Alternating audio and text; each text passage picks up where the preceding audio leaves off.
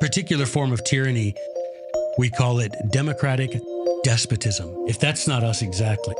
Property ownership is detestable, and anyone attempting to reestablish it will be imprisoned for life as a lunatic and an enemy of the human race. You are listening to And If Love Remains, Speak peace like a Buddhist. a unique show spotlighting people, ideas, science, culture, and art. Your host, Mike Lovett.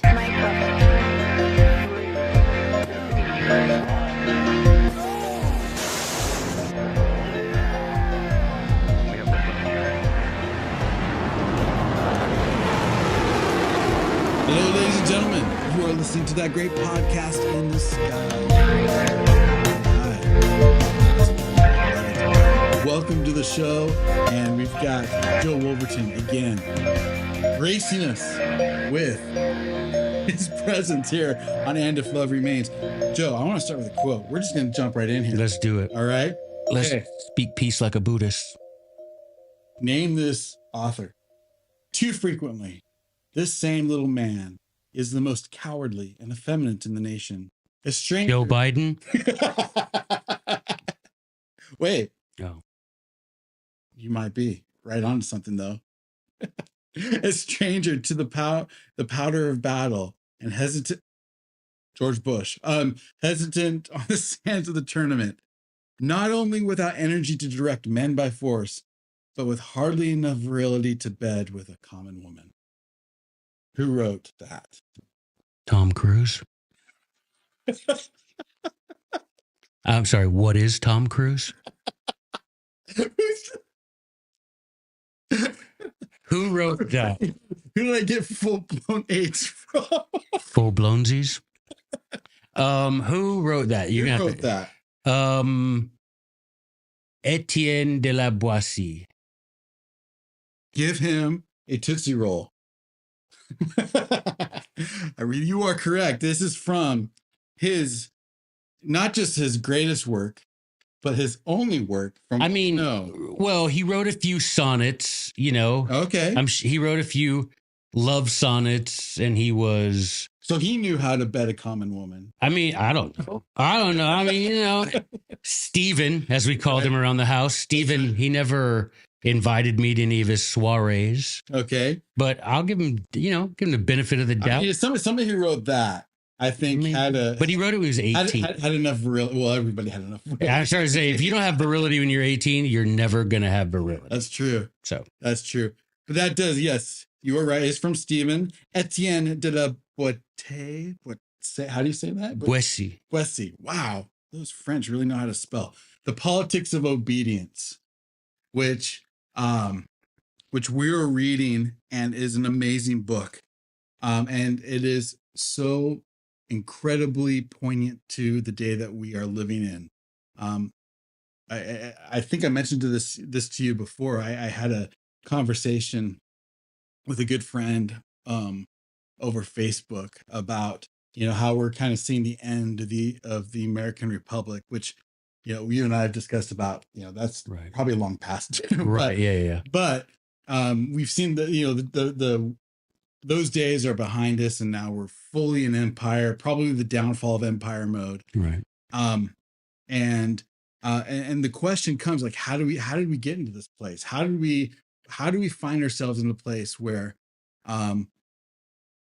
we are living under a totalitarian regime? And I say that specifically because think about any aspect of your life and how it is not regulated. Right. That's the thing people say. Oh, we're not. I went on book tour and I was in Maryland and Virginia, and some guy in the audience is like, we don't live under a tyrant. We don't have a totalitarian regime. And I'm like, well, name anything, any area of life that the government doesn't regulate.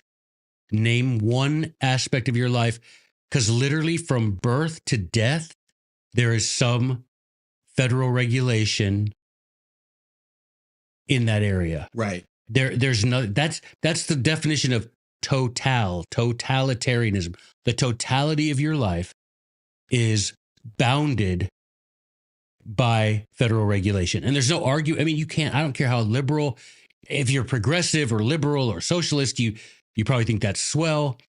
If you're not, you don't. But the point is, there's no arguing it. That isn't opinion.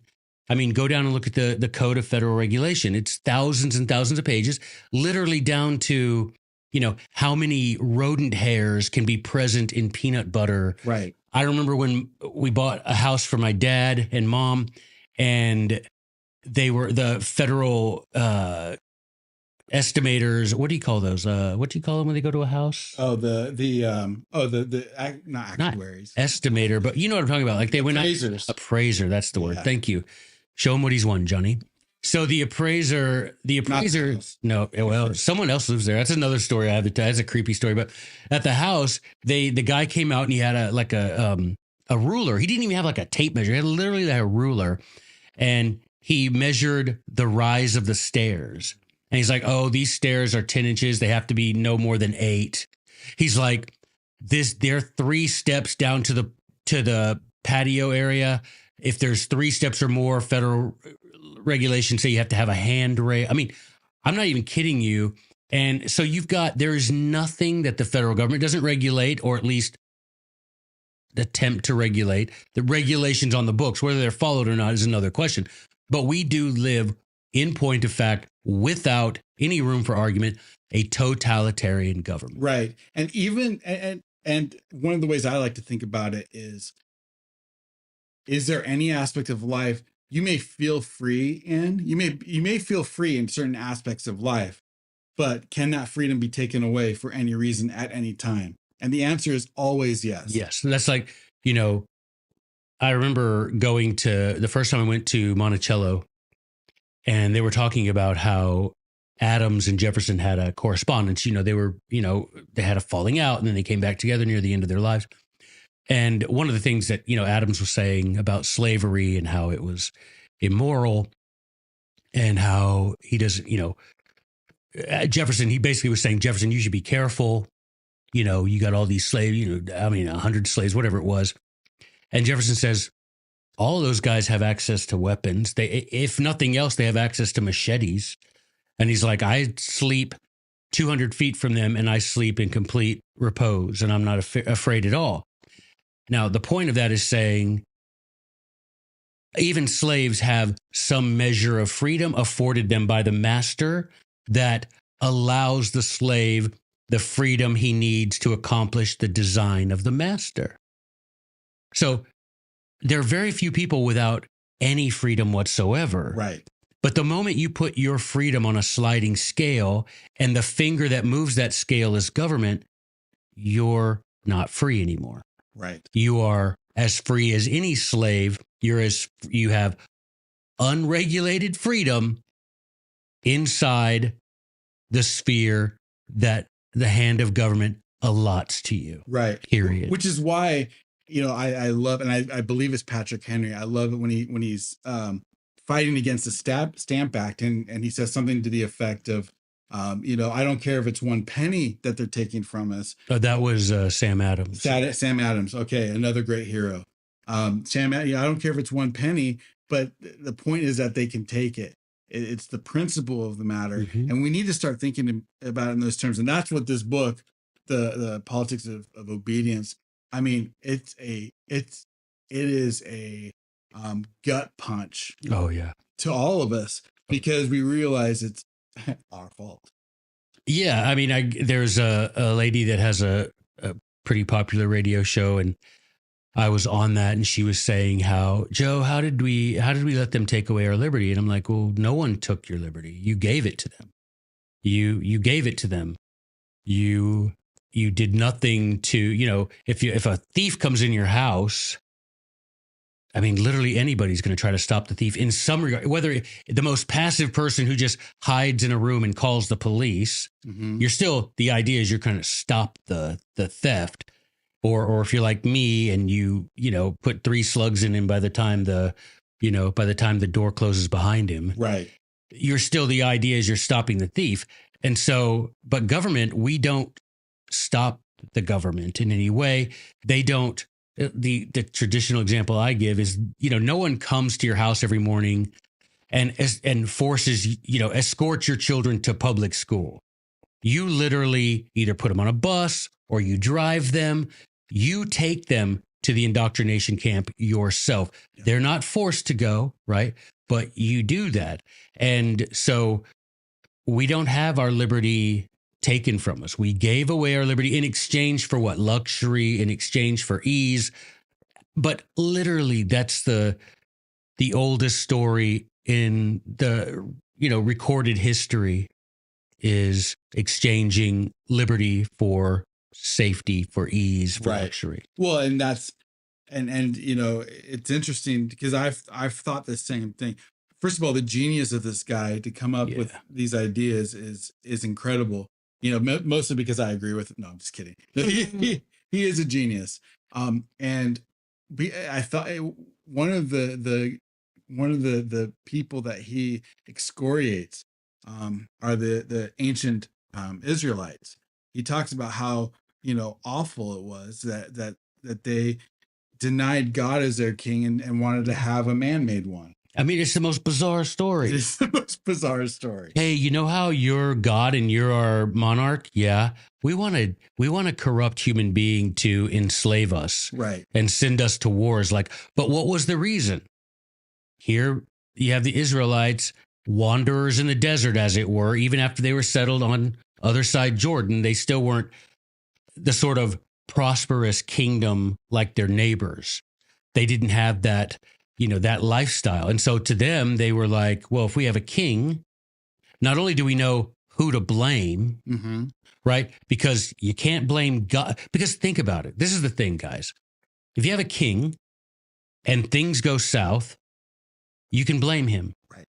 Right. But if your king is God and you know he's perfect, then you got to look to yourself. What are you doing wrong to bring this destruction, to bring this, whatever your poor situation is? What did you do to precipitate that? Well, you can't. So you don't want to look at yourself. You don't want to give yourself put the onus on yourself for any sort of destruction, any sort of decline in your situation. And so you have to have a mortal king, which does what? It takes from your shoulders the burden of good government. Right. And places it on his shoulders, which is, for the example we have today, constitutionally, only Congress can declare war. Well, if they unconstitutionally delegate that authority to the president, well, then if we get stuck in some quagmire, they can just point, well, President so-and-so sent boots on the ground, and that absolves Congress of the constitutional accountability that would otherwise be theirs, but you get to push it off on someone else. And so the Israelites were like, how can we have someone to blame for anything that goes south? We can't blame God. Let's get ourselves a king. Right.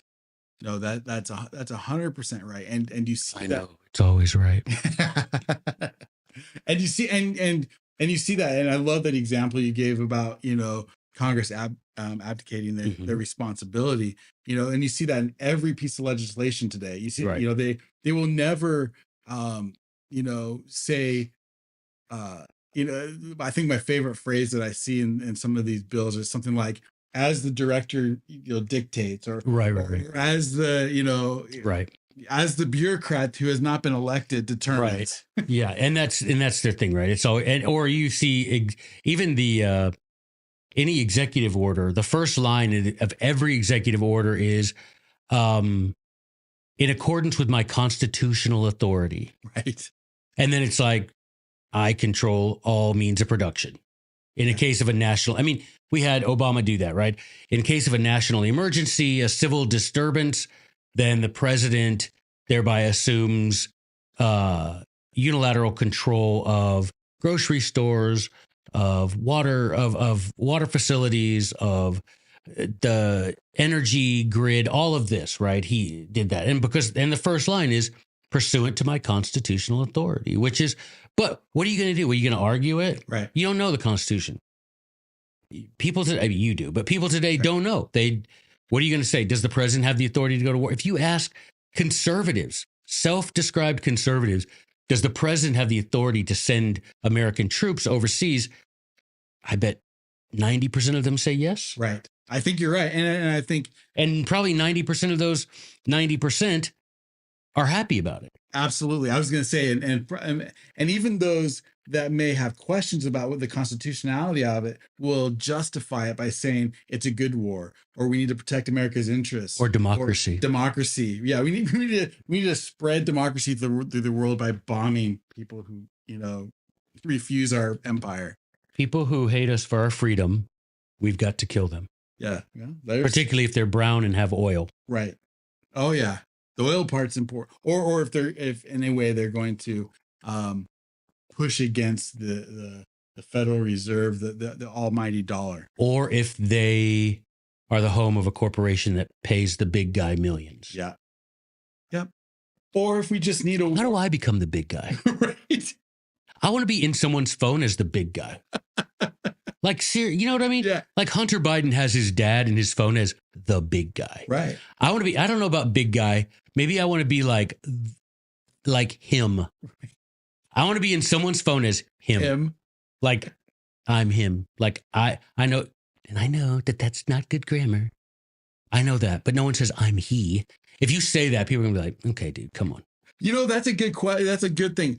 Good grammar versus popular opinion, and what is suitable according to the masses. You know what I learned? I'm going to tell you the honest truth. I learned a big lesson, and this is not, set up for some joke, which most everything I say is otherwise, but this is not a setup. I read, so the Abbé Raynal, you've heard his name from Founders. Yeah. Abbé Raynal wrote sort of a history of the American Revolution, so-called.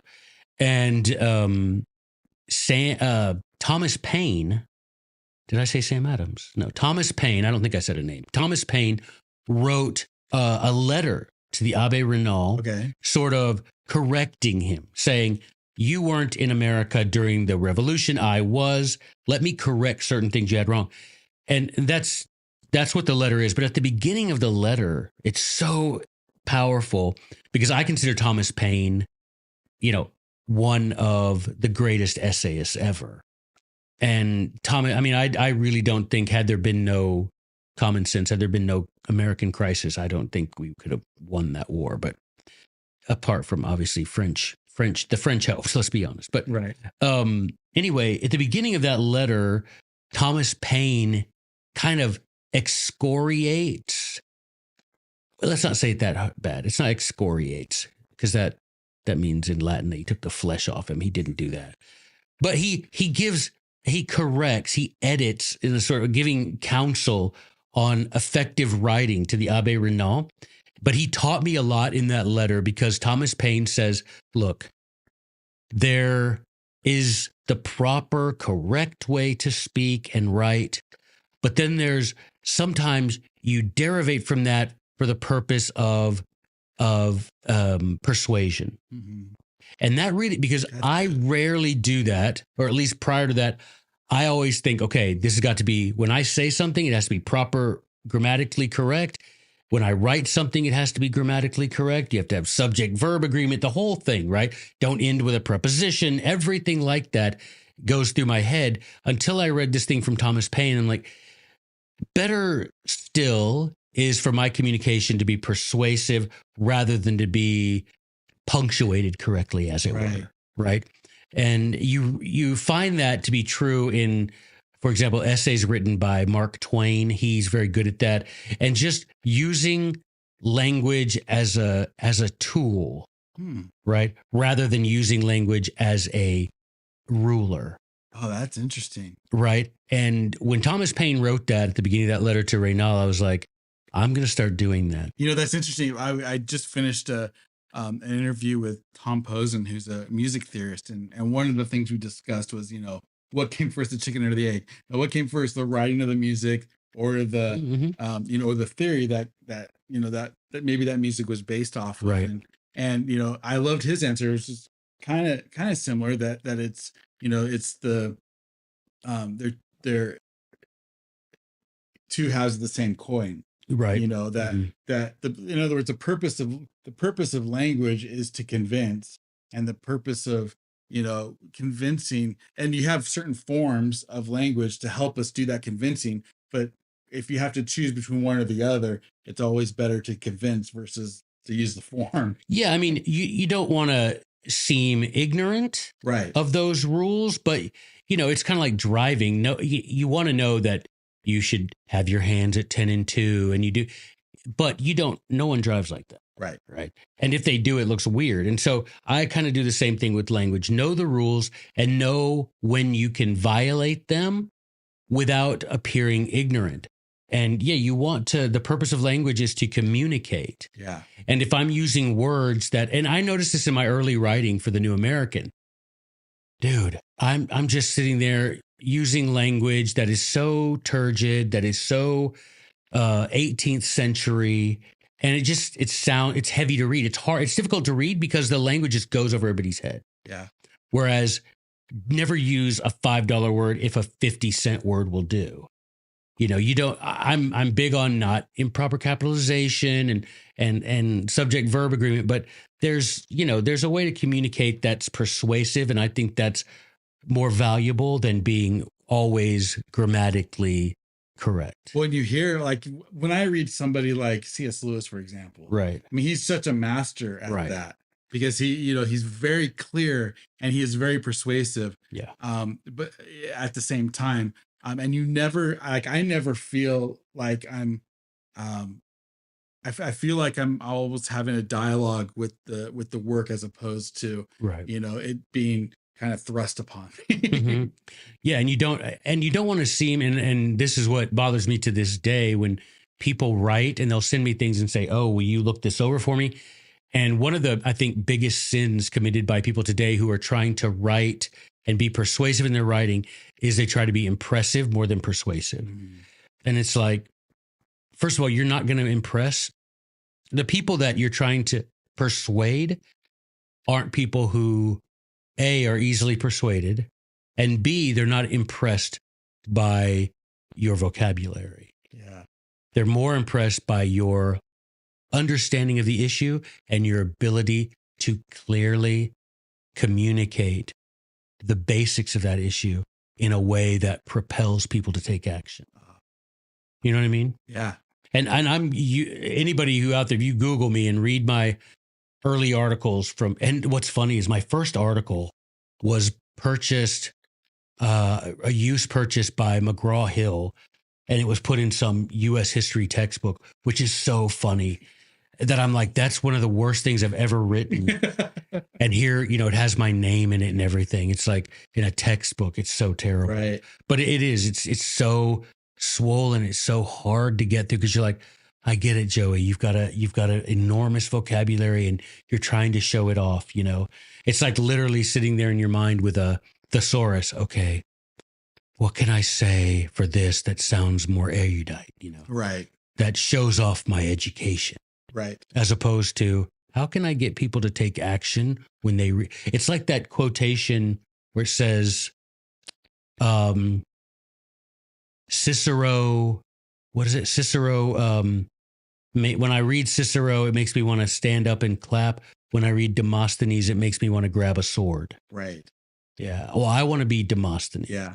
No, that's actually really useful to me because I tend to, when I write, I think I tend to maybe overcompensate because I don't have, the college degree or the academic accolades. So I tend to try to find words that kind of make up the difference. Right. And so I need to keep that in mind because that's wisdom there, man. That's good stuff. Yeah. I mean, in my mind, if it's good enough for Thomas Paine, it's good enough for me. Right. Speaking of writing, I'm looking at this right here. Oh yeah. And I don't think we've talked about this yet on the pod. I don't think we have.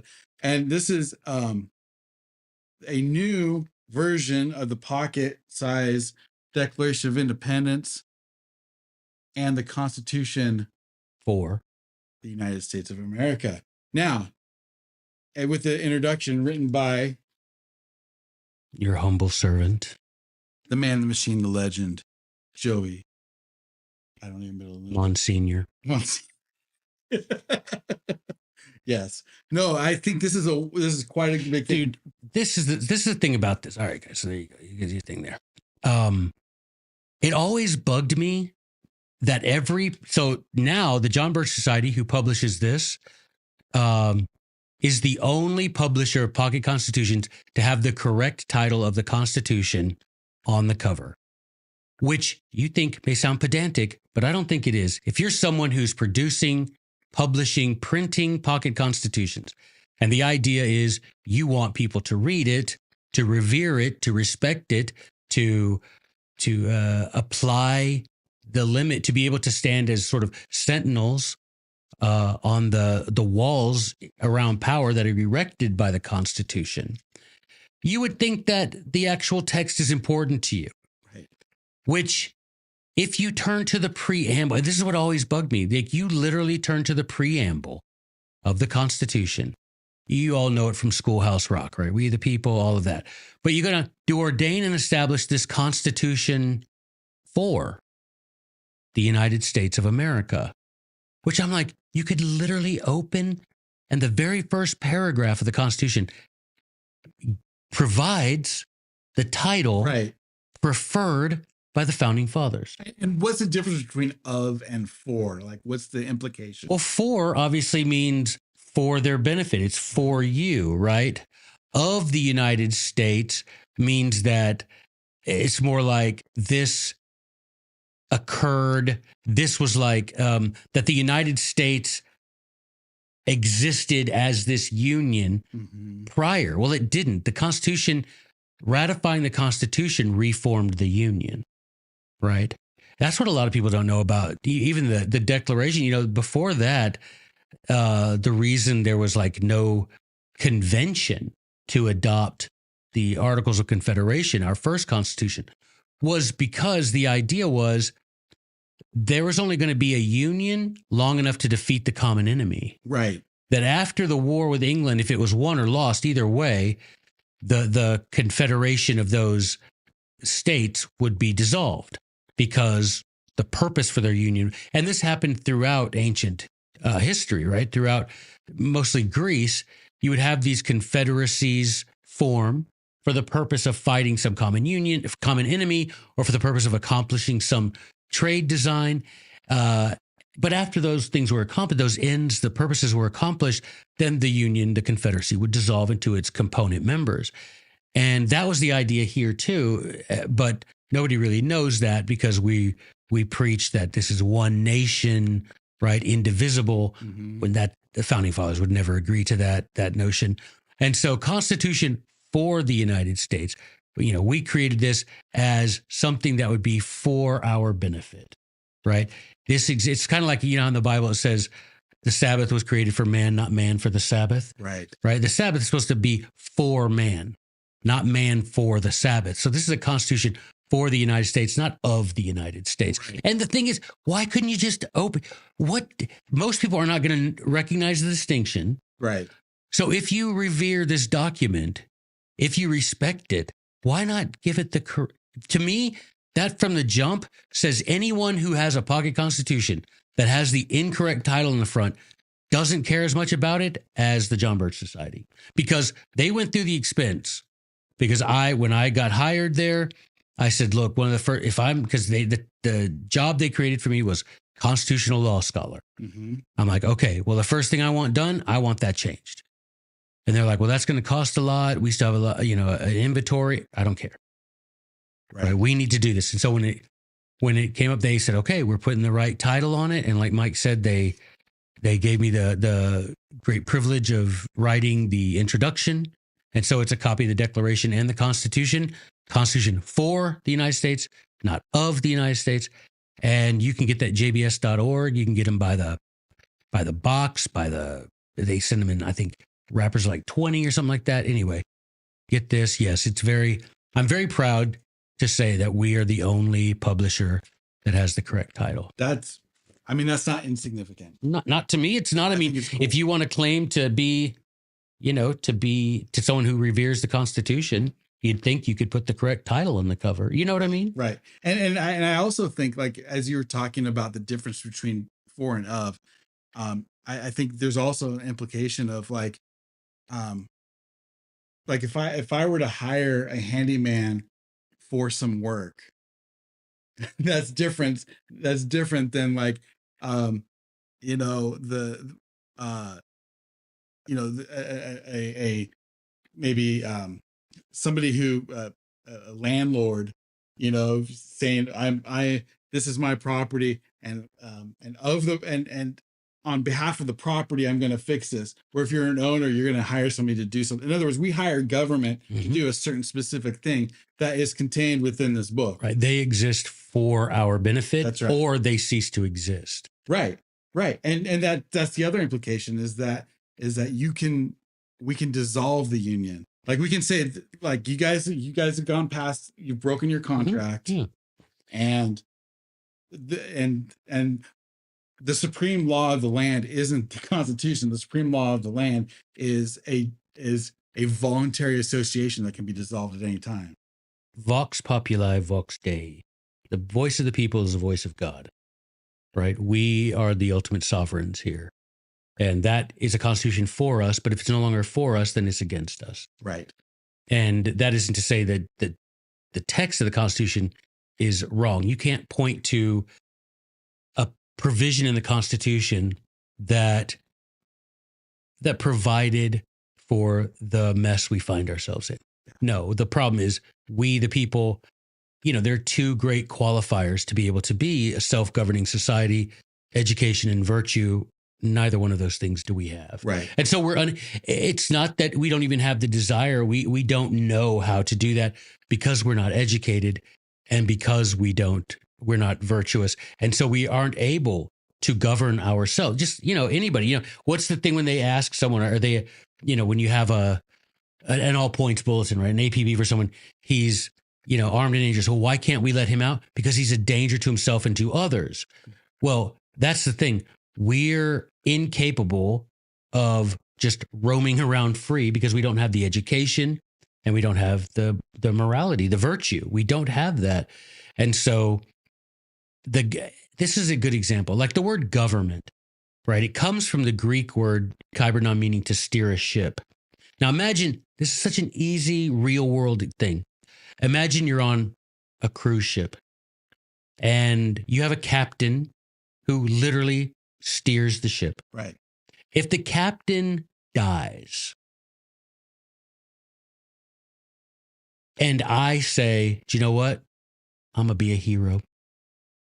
I'm going to steer the ship. Would anybody in his right mind look to me and consider me a captain and call me captain or cap'n? Cappy? Cappy. Would anyone do that? No. No, because I'm not qualified. Right. Even if my best desire is to guide this ship safely into port, I probably A, can't do it. B, no right-minded person should entrust their safety in that voyage to me. Right. Right. You'd scour around, you'd survey the population of the boat, the passengers, and say, anybody a boat captain? Right. Right. As much, because you could also have what? You could have me, who maybe I'm a well-intentioned, sincere guy, and I just want to, you know, I'm going to step into the breach and I'm going to guide us safely to Mazatlan or whatever. Right. That's fine. Still probably going to end up dying, wrecking, right? Sinking, doing something traumatic, some sort of tragedy is going to occur. Or you might have someone who's like, I can take this boat into a port anywhere and take all the stuff I want off of it and just run away and leave these people or whatever. Or right. I can go around and say, I'm the captain now, and I need you to give me 33% of all your money so that I can be free to, you know, you see the point. No one would call either me or the other guy. You wouldn't call us captain. You wouldn't agree that that's someone who rightly should steer that ship. And you wouldn't freely hire that person. You wouldn't hire that. Yeah. And if he says, yeah, I need your money to pay me my salary as captain, but you're not captain. How's the only way you would ever recognize him? If he had some sort of force. Okay, now the on-ship security is enforcing his will because for whatever reason they've been trained, must obey the captain, Right. and so they go around enforcing it. Then you might, okay, like any common thief, but then you come to the thing like Montesquieu says, like Trenchard and Gordon say, like Sidney says, if that happened, like Rousseau, if that happens, if you have a government who begins exceeding the agreed upon limits of their authority, at that moment, that's no longer a government. That is a thief and should be treated like a thief. Right. Right. Government is a word with a meaning. If you act within that sphere, you are a government.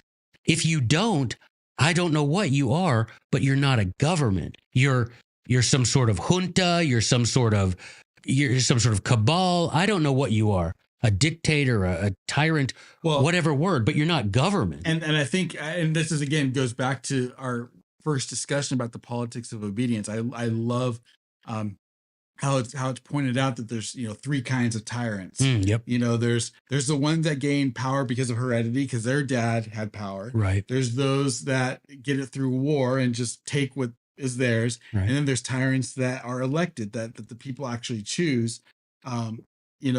Them to tyrannize them. Right. An elective despotism, as Jefferson said. Right. And that is certainly what we have today. I mean, there's no question that's what we have today.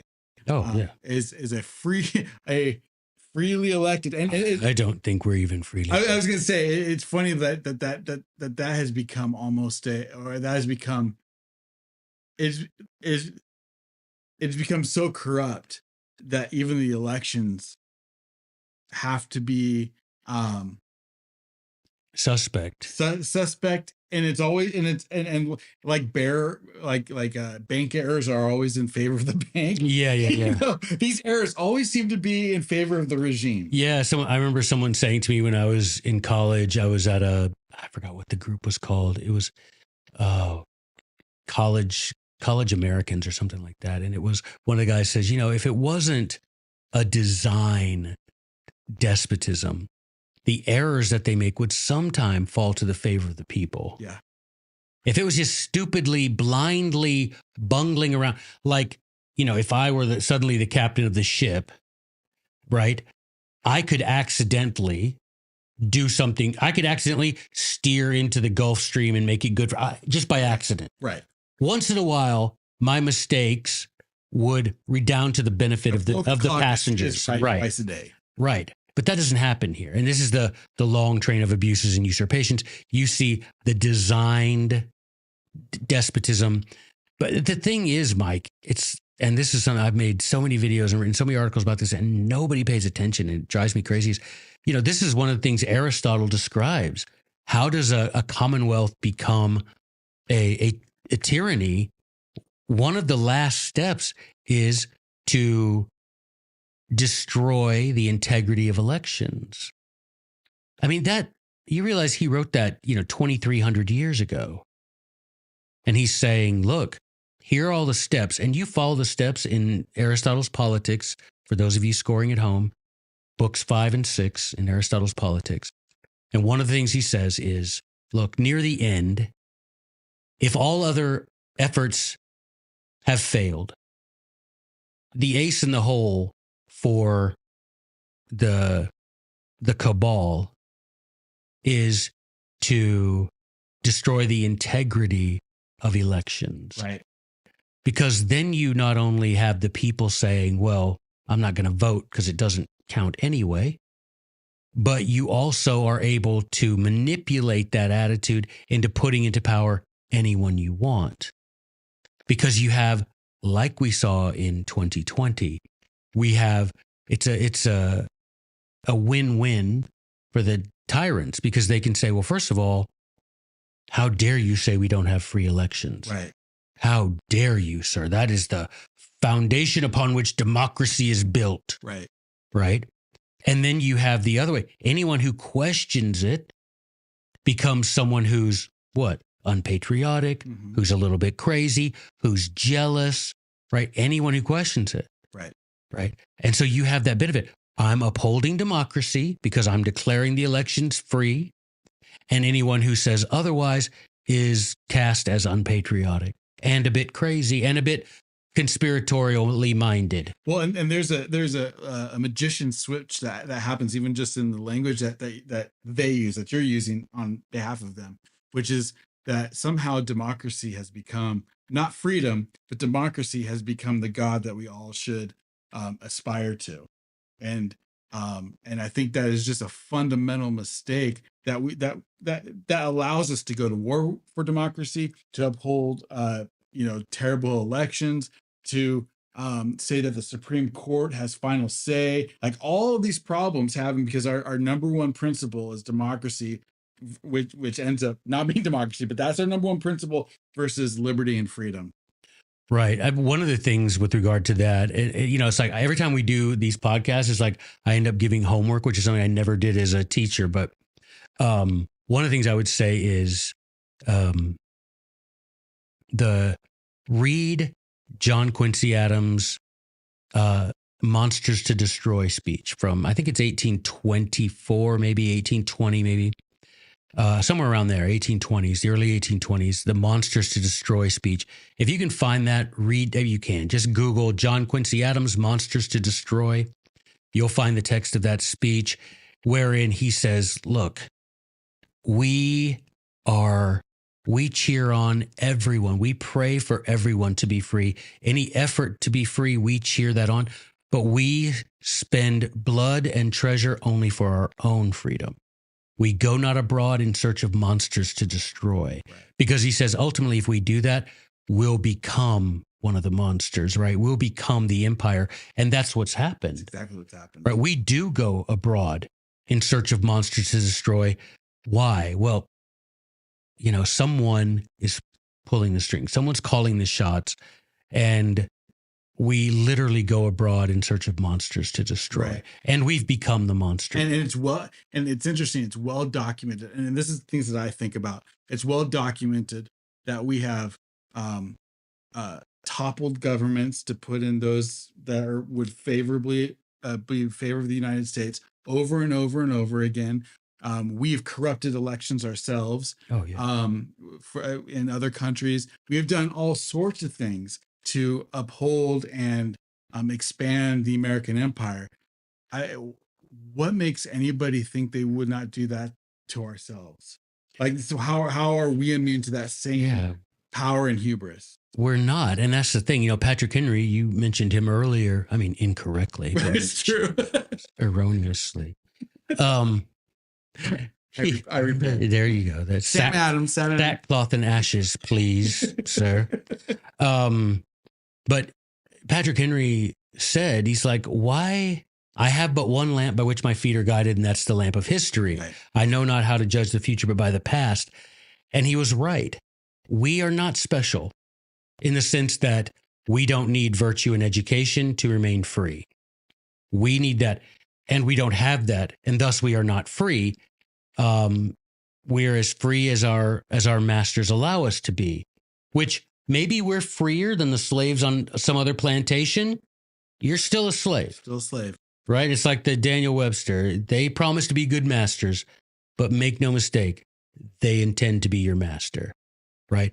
Yeah, you're freer. We're freer than the slaves on the Canadian plantation. Right. Than the English plantation, but we're still slaves. We're still slaves. We still have as much freedom as the government allows us. It isn't government. It isn't government. They're usurpers. They're tyrants. And it reminds me of that Federalist 46 where Madison's like, let's imagine that what Patrick Henry predicts comes true. Let's just imagine that the people of America no longer desire liberty and they allow the government to become tyrannical. He's like, at the end of the day, there's a couple of things. Number one, he says, and in his days, I think he said, we have 25 million men with weapons. No matter how big the army, the standing army could be, there's more of us than there are of them, period.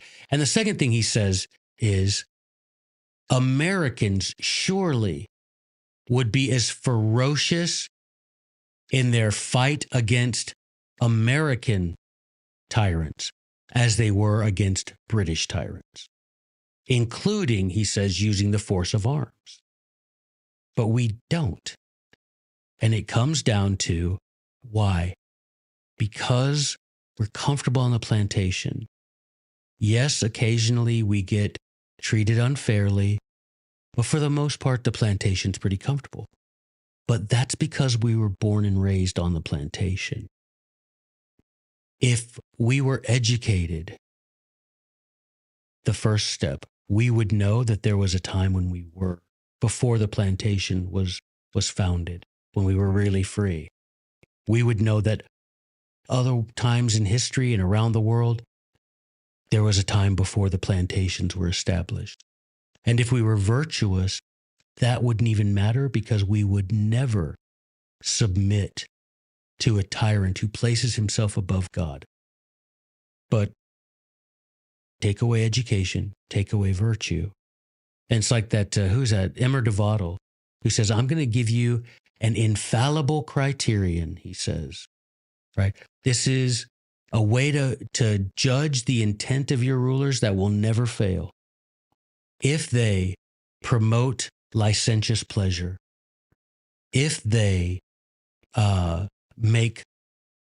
promote luxury as good living, if they themselves demonstrate a lack of virtue, if they do all this, then he's like, you are guaranteed that they intend to enslave you.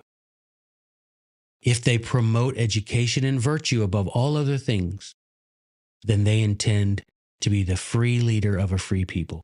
But if they do those other things, if they don't talk about virtue, if they destroy your education, if they allow you to be as ruinous, as pompous, as perverse as you want to be, then make no mistake, he says, they intend to enslave you. And it's an infallible criterion. Right. Right? It never fails. And what do you look around? Sidney in Discourses says, look around and count up the number of societies, that is to say, clubs, groups, organizations that exist that are wicked or have wickedness as their purpose or their goal. And then you'll know if you have a virtuous society or not. Mm. And we literally have a club devoted to man-boy love. Right. Right. We have a 501c3. Probably. Tax fund. No, yeah. We have all kinds of these organizations that exist that have perversion and wickedness. So it's an infallible criteria. Look it up. Étienne de La Boétie, right? Law of Nations. This is an infallible criterion. Mm. Promoting licentiousness, promoting sexual immorality, promoting wickedness, promoting luxury as the good life. Right. Promoting pomposity, right? Just saying, hey man, the bigger you live, this is how I am, accept it, that kind of thing. You just have to accept me for who I am. Right.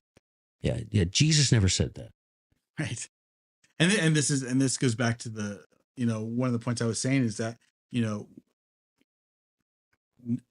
no man can serve two masters.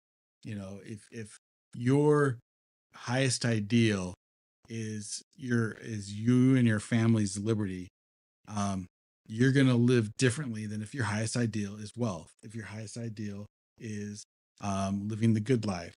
If your highest ideal is being on Miami Beach and pouring it up in Vegas or whatever it might be, if your highest ideal are those things, then it is impossible to have your highest ideal be liberty. And you cannot have a free nation. I do believe we have to be governed, but that governance has to come above us. You know what I mean? Like it's got to be God that we are subject to and no one else. Otherwise, and that's the only way we can truly be free. Go ahead and vamp while I look this up. Okay. And which takes me to another, you talked about your, how the despots and the tyrants, they have a ace in the hole of corrupting elections. Mm-hmm. Well, we have an ace in the hole too, but the problem is we don't have the virtue to do it. And that ace in the hole is the numbers don't work out. We have many ace holes in government. That's true. Oh, ace in the hole. Ace in the hole. I thought you were talking about people in government being ace holes. Well, they are. That's true. You fucking sneaky bastard. But yeah, but we have This Samanambachian country was founded so that the liberties of common patriotic citizens like me could not be taken away by a bunch of Fargan ice holes like yourselves. That goes to you, Chad. Salute. All right, here I found the quotation. Okay, Go ahead, finish up. Yeah, so our ace in the hole is that the numbers don't work. If we have a virtuous people, we can turn DC into rubble. right. The math don't math for us, right? Right. The math ain't mathing for the federal government. Right. For us, it does because we do have the numbers. Right, which is what the politics. What's the whole politics of obedience is about? You support the tyrant, and why do you support? Part 3 of it is why? How could you possibly one guy possibly convince enough people to support his thing, particularly if they're being destroyed? Well, it comes down to either I can be destroyed or be a destroyer. Right. Which one you want to be? You want to be plundered or you want to do the plundering? You want to be the one robbed or you want to be the robber? Which is a false choice, but right. But it's the choice you get. It's the choice that's presented to you. And if that choice is what? If that choice is supported, perpetuated by 13 years of public education. That's right. And you're like, yeah. All right. So here's the quote. Allegiance. To the painted piece of cloth. Right. Can you imagine? Ask James Madison or George Washington or Patrick Henry. Hey, can you guys say this pledge while looking at that? No, I'm not going to do that. Ask them what the capital of the United States is. You know what they're going to say? There isn't one. I'm just look it up. Yep. Look it up. And there's never should be one. Right. There's no need for one. Right. Well, yeah, there's a place where just read it, the Constitution. What does it say? A place where the general government is going to be situated. That's not a national capital because we're not a nation. Mm-hmm. Look it up, Federalist 39. All right, here we go. This is Hugo Grotius, Hugues de Groot, as he was known in the Netherlands. He knows not how to rule a kingdom that cannot rule a province, nor can he rule a province that cannot rule a city, nor can he rule a city that knows not how to rule a village, nor can he rule a village that cannot rule a family, nor then can that man govern well a family that knows not how to govern himself. So stop taking showers with your daughter, Joe. No, not me, Joe. Oh, not you, Joe. No, not me. Sorry. JB. The big guy. The big guy, as they say. Yeah. Basically, guys, this is the thing. This is why we never study these guys anymore. Because of stuff like that. Because when de Vattel says anybody, any magistrate, any politician who takes more power than granted to him by the people, he is an enemy of the human race. Sidney says, enemy of the human race, a monster who should be destroyed. Trenchard and Gordon, hang them and hang them speedily. Hugo Grotius, you cannot expect someone to rule a country if he can't govern himself. Do you think, even if you're the most ardent supporter of any party, ask yourself, and we'll just use the president because he's the most high-profile office. Do you think Joe Biden is a virtuous man, that he governs himself well? Do you believe that? You don't, because he doesn't. And that's irrefutable. Does Donald Trump? No. Right? I mean, he's that's not to say he's not a genius when it comes to business. It's not to say he's not even a thorn in the side of the conspiracy, of the establishment. He is. But if we're going to use the rules that our ancestors used, we can't elect people to office who can't govern themselves, right? Alexander Hamilton never held elected office. He was, appointed. Right. But he was never elected, and he himself would never have run. Right. Right. He wouldn't have, because first of all, the scrutiny. Oh, by the way, people say, well, but he's not a natural born citizen because he's from Kitts and Nevis. Right. But the Constitution specifically says anyone who, at the time of the Constitution. So he gets exempted from that by the plain black letter of the Constitution. But the point is, why do we constantly elect people who we know for a fact are not virtuous men. Why do we do that? Because we run in a country that's ruled by the worst of us. But why? Because we choose them. Why?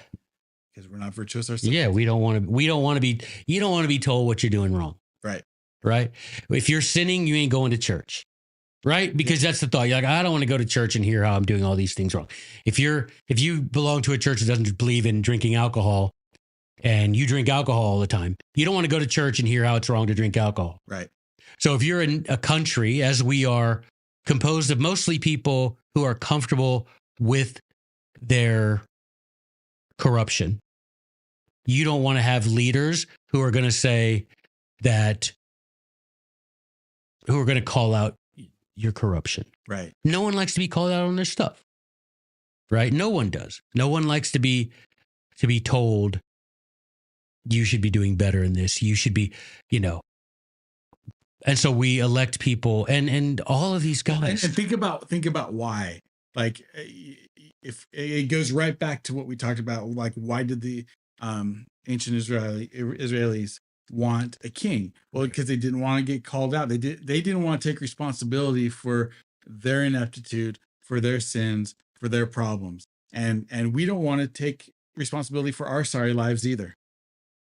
Right. I mean, and that's reflected in everything. And ultimately, we're at a situation now. It's like, what is it going to take? If anything, what will it take to rouse us, to awake to a sense of our awful situation? What's it going to take? I don't know. It's obviously something more tyrannical than this, but again, they have the benefit of having been in control of education now for 100 and so many years. Right. Well, and I was just thinking about how, something more tyrannical than what? Being locked in our homes for 2 years. Yeah. I mean, like, it's fascinating how quickly we forget. And maybe it's because of the $600 checks we got. Like, I don't know the reason, but I bought a guillotine with mine. I think, yeah, I think I bought this patch with mine. Yeah, I have that patch. Where did I Dude. put that patch? I don't know where I put it. I have it. It's usually right on my desk. I must have moved it. I must have put it somewhere. I wanted to read. Okay. Can we talk about one more thing? I know. Oh, yeah, totally. So this book, I know people, when you say Alexis de Tocqueville, you think of Democracy in America, which is an awesome book, which is an amazing book. Okay. Democracy in America, can't say enough about it. No one really reads this book called The Ancien Régime and the Revolution. This is the book that I wish people would read from de Tocqueville, because I think it has, Democracy in America can educate us what the intended structure of our government was, what our people were like when he wrote that book in 1830. Okay. Ancient Regime, he is telling us how the revolution in France came to be, the principles, how it was designed, how it was a much older plan than people knew. And he describes what I think is we're living today in a time after the revolution, when you see this push toward equality, even if it requires servitude. Right. And so one of the things he says is so amazing in here. He says, I'm going to go ahead and vamp while I find this. Well, I think, I was going to say, I think it's interesting because I didn't realize that he talked about the French Revolution, which makes sense because he is, French.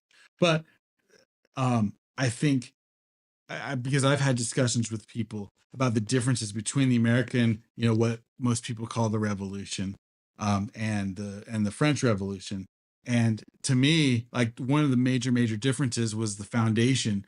First of all, we were not trying to topple the crown; we were trying to separate. But also the foundations where they were basking in what you described to me as the economists, these proto-socialists, equality, like how these people, they were kind of they were steeped in that, where our people were being marinated in Sydney, Cato's letters, The Bible. right? Yeah, we didn't That's go a around. big one. We didn't go around murdering priests, Right. Because, and that's why I do not call the American Revolution the American Revolution. I call it the War for Independence, because a revolution, I mean, that's a word with a meaning, a definition, and the definition of revolution is trying to replace a government with another government. We weren't doing that because we didn't care if George III ruled over England, didn't care at all, didn't care what Parliament did in England because the English were represented in Parliament. George III was the at least nominally rightful king, right? All of that. We had been self-governing since Jamestown. It was taken from us as a result of the policies pursued by the Crown with the French and Indian War, the 7 Years' War. Right. And then they took that self-government from us gradually but surely. They were the usurpers. Right. And so all we wanted to do was restore the self-government we'd enjoyed for 100 and something years. Right. So it wasn't a revolution. We didn't beat the English at Yorktown and then get on ships and sail to London and topple the king. We didn't have any interest in that. Right. Where the French did have that. And I'm not saying like it's not bad to topple kings. I'm all for toppling kings. I'm all about it. But it's about the foundations that you're doing that for. So this is from book 3, chapter 3 of The Ancient Regime by Alexis de Tocqueville. It says, nor do I believe that the true love of liberty was ever born of the simple vision of the material benefits it makes available. Now pay attention. Compare yourself to what he's saying, a true love of liberty. Compare why you love liberty and be honest about it, right? So he says, I don't believe true love of liberty was ever born of the simple vision of material benefits it makes available. For this vision is often hidden from view. It's hard to tell people how we'd be all happier and more prosperous under a true free market system. Right. It's hard to, because we can't comprehend it because we've never lived under it. Right. Okay. So he's like, it's often hidden from view. It is indeed true that in the long term, freedom always brings with it, to those who are skilled enough to keep hold of it, personal comfort, well-being, and often great wealth. But there are times when freedom briefly disturbs the enjoyment of such blessings. There are others when despotism alone can guarantee a fleeting expectation of those. Men who value only those material, now listen, herein lies the rub, yeah? Men who value only those material advantages from freedom have never kept it very long. What has tied the hearts of certain men to freedom throughout all history has been its own attractions, its intrinsic charm, quite separate from its material advantages. It is the pleasure to be able to speak, act, and breathe without restriction under the rule of God alone and the law. Whoever seeks anything from freedom but freedom itself is doomed to slavery. We in America, even when we talk the talk of freedom, we want it because I want my 30% back from the government. Right.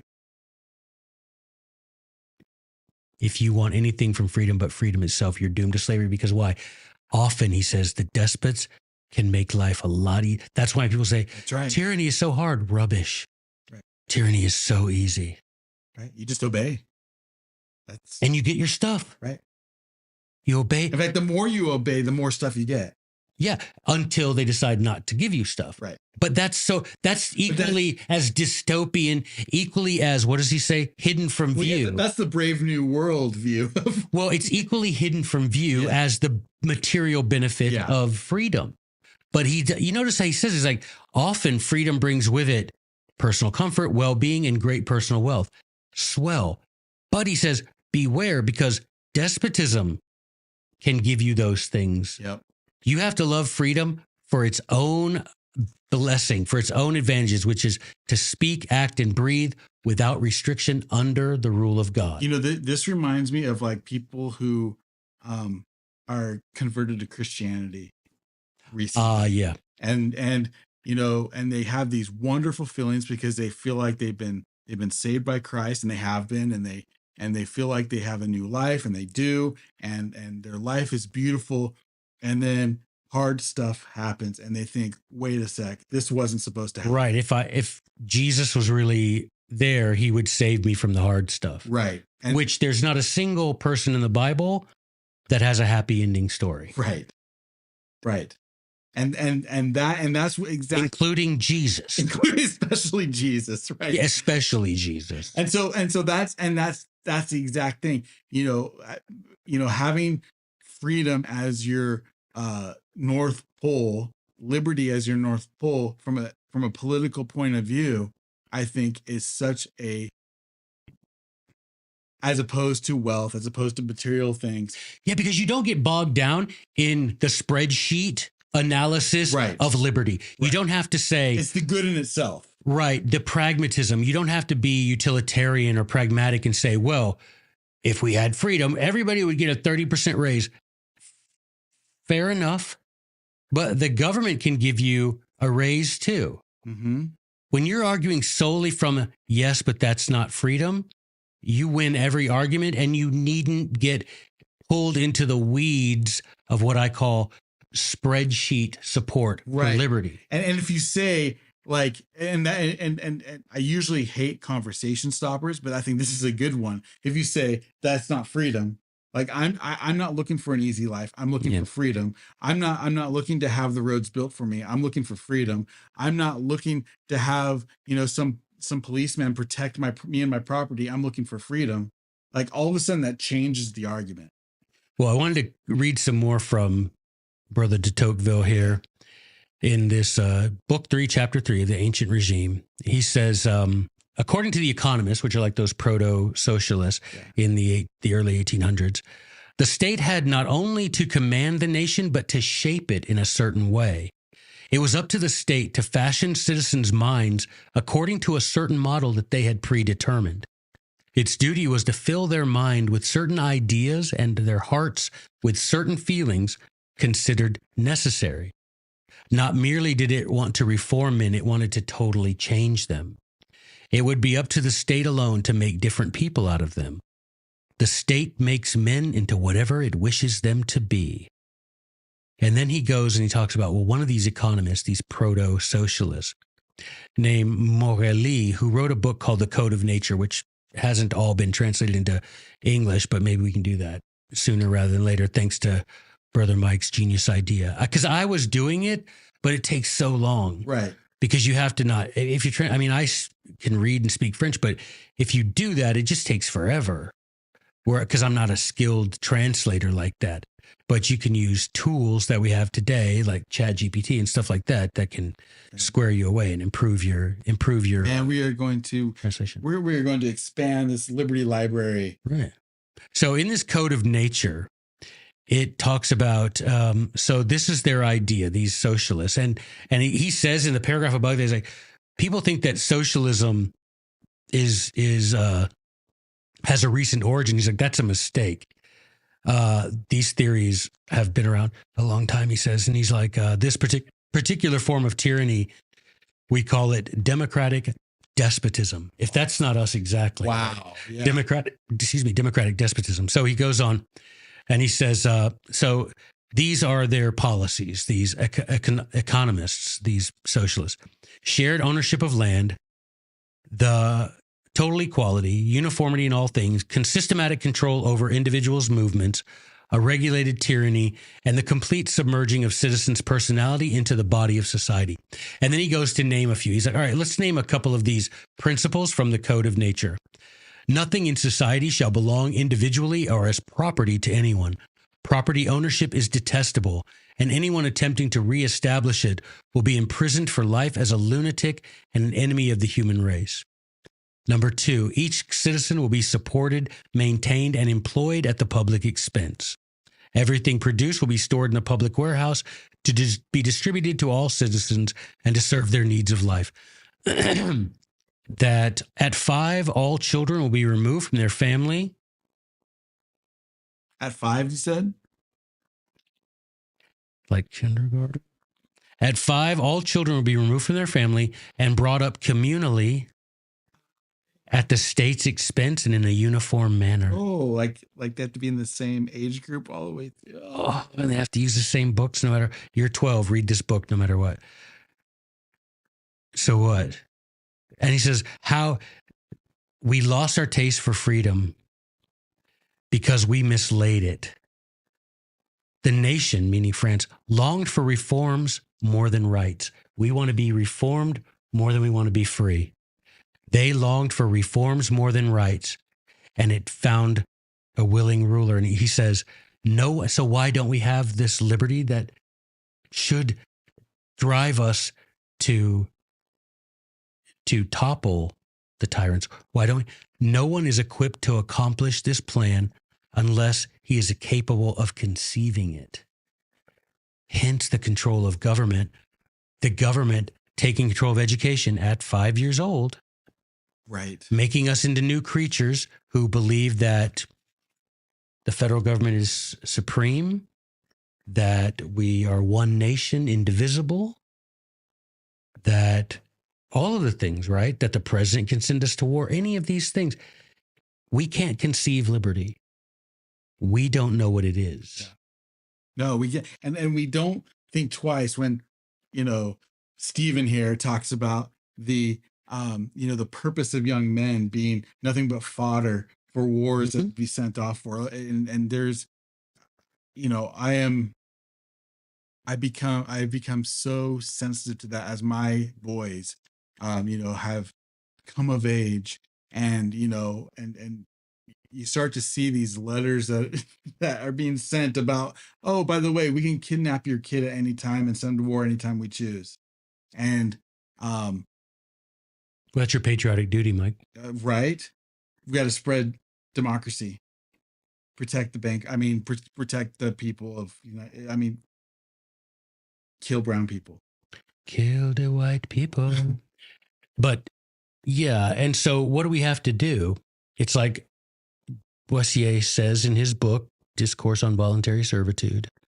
He says, in order to have these sparks of liberty grow into a great conflagration, we have to have wood to burn. We've got to have people that can conceive, as de Tocqueville says, people that can comprehend and conceive such an idea.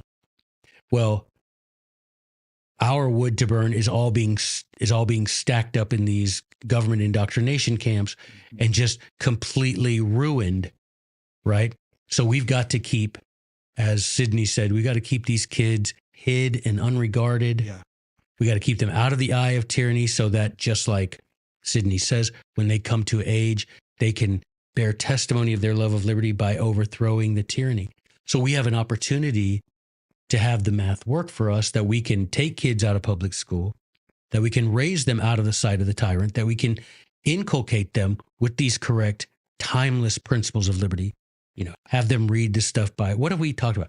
We talk about Étienne de La Boétie, Alexis de Tocqueville, Hugo Grotius, Emer de Vattel, Algernon Sidney, Trenchard and Gordon. We talked about Common Sense. Thomas Paine. All of these people are not going to be read. I mentioned Jefferson, Henry. Right. And these people are not going to be studied.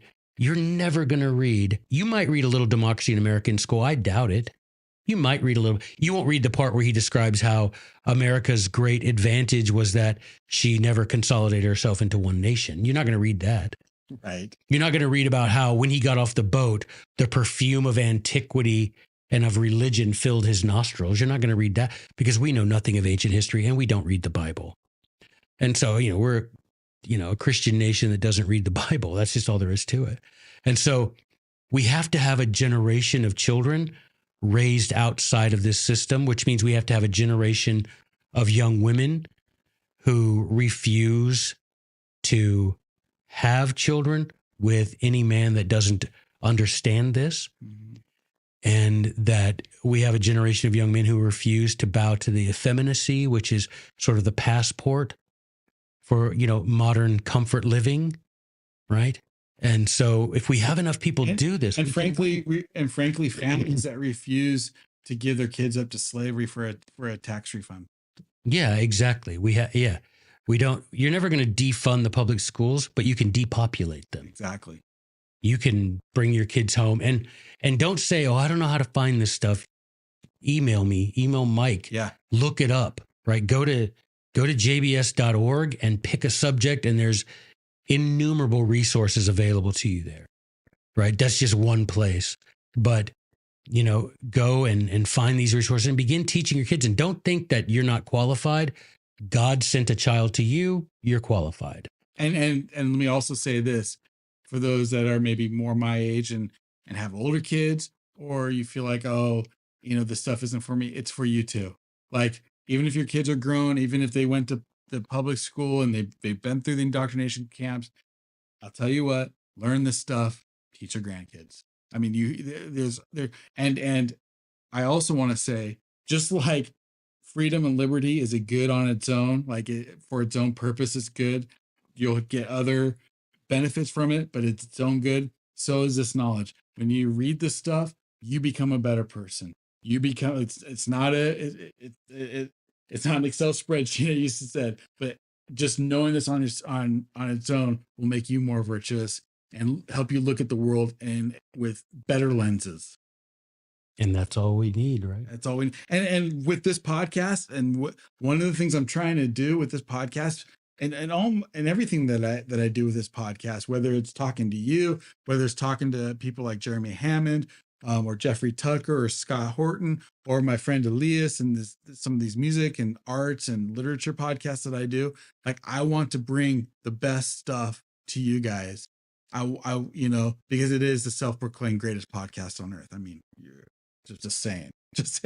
But I want you guys to be enriched in such a way to know I'm not going to give you what or line by line, but I want to give you a reason to go look for it yourself.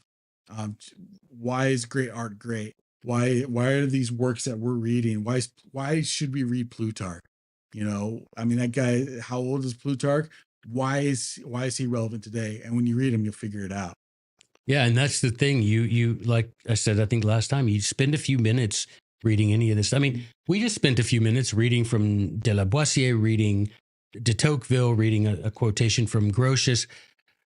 Those things are chock full. We could sit here for 2 hours and just read that book and you would be edified. Yeah. And so you can do that for yourself. You don't need any intermediary, right? You don't need someone. If you can read English, you can understand these principles as well as I do, as well as Mike does. James Madison wasn't born with a little sticker on his bum that said future founding father. No, he just had a desire to learn it. And his mother, right, 19 years old, right? Yeah. 19 years old, Nellie Madison knew. She's like, okay, this is my child. I have an obligation to create a man. And so, she provided him at great personal sacrifice opportunity for education. And there's no, it's like Sydney says, you don't have some people born with crowns and some people born with saddles, right? You're born. And if your parents didn't have, like Mike said, and he said it so expertly, if your parents didn't raise you that way, if you went to public school and you know nothing better than that, nothing beyond that, well, now educate yourself. It's like that. When you learn to type, you learned that now is the time for all good men to come to the aid of their country. Well, now is the time. Maybe you didn't know about it. You don't know what you don't know, but now you know. Now you know. And now you have to do something. Now yo, slick blow. It's driving me out of my mind. See? Joey. Belle Biv DeVoe. I want to thank you for enriching the greatest podcast on earth. The podcast, the greatest podcast from the sky coming down from you, from heaven. And if remains. Venus Flytrap. Yes. Preach. Let's go, Johnny. All right. Johnny Fever reference. Baby, if you've ever wondered whatever became of me. I'm living on the air in Cincinnati, WKRP. By the way, those who know the great turkey drop of the turkey drop of 1985, whatever it was. Maybe one of the greatest. You know what? There's something that needs to be said. I know we got to wrap this up, but there's something that needs to be said. I don't know that people that watch or listen or watch your podcast, you have you're a musician. I mean, I know they know that, But you go out and play gigs and stuff, right? I do. Yeah, you should promote that because you do the. I mean, I don't know where you like. Do you have a website or something or? Oh man, I've got our band is called Concord. My main band is called Concord. We're actually going to be playing here in the Valley on the 16th of March, and then again on the 20th of April. It's a horn band, so we do Chicago. We do all kinds of classic rock. Stevie Wonder. Earth, Wind, and Fire. Earth. We haven't done Earth, Wind, and Fire, but I think that's on the list to learn. You should, man. I know we've got some great tunes. Joe Cocker, The Letter. Yeah. Well, that's the thing. Promote yourself, man, because that's awesome. Yeah. It's a Concord, just like Concord, CONCORD. Okay. And you could just look it up in. Well, I'll put it in the description. There you go, man. There you go. See? That'd be awesome. Head out to a gig featuring the Blind Prophet here. That's the Blind Rabbi Mike. Blind Rabbi. Sorry, I forgot. I couldn't review a Monsignor. The mangled Monsignor. If you're the Blind Rabbi, I'll be the mangled Monsignor. There you go. Oh, well, thanks for enriching this, brother. Thank you for making it possible. Ladies and gentlemen, you've been listening to And If Love Remains. Venus Flytrap. Mike is gone. You are listening to And If Love Remains. Gone but not forgotten. First of 23 installments requested by Dr. Levitt. Trying to be in compliance here because we're taking him and that whole organization down.